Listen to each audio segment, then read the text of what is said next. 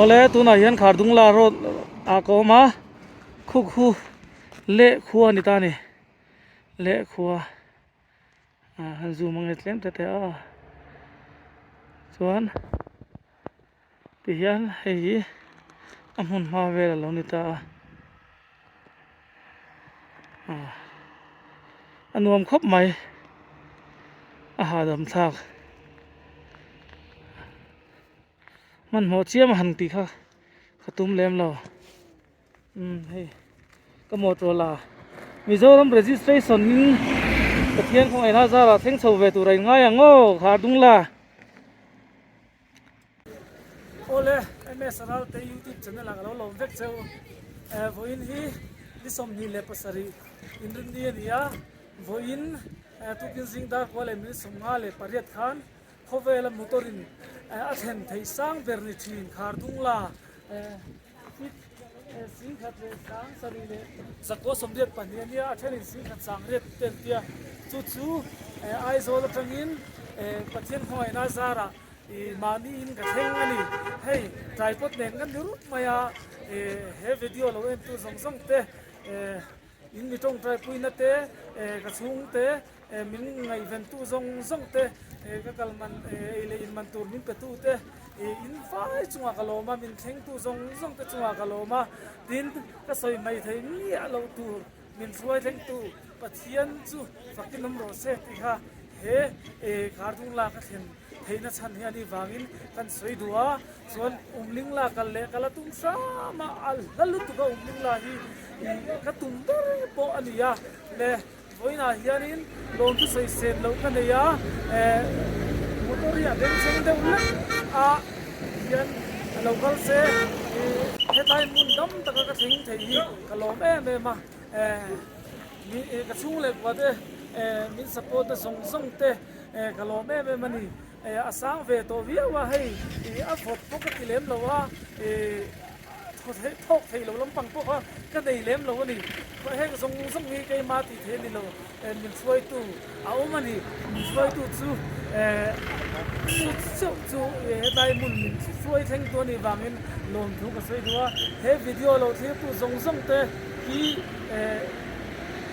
headline mun theng ve vek turin ka som chewa headline mun ai sang ko theng turin ka som chewa chu wang chon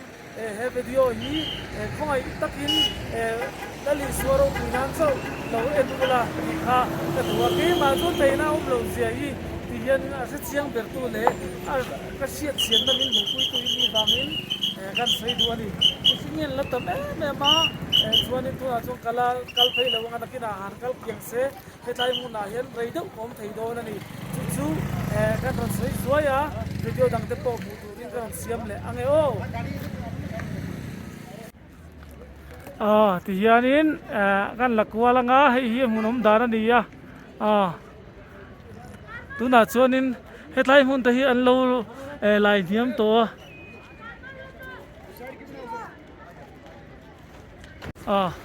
khu tai te khu kan enang motor parking hi an na pui ber ni hetlai hian chon sipai ho hin ti thu khom maya और इधर साइड में लगाएगा chu chak chu nia ma se ti ngai na झूले ti ngai na ri lo hey cycle la rom kal theng te po no mani ki la ki vur te khan ya kala man mo lo mang kai chu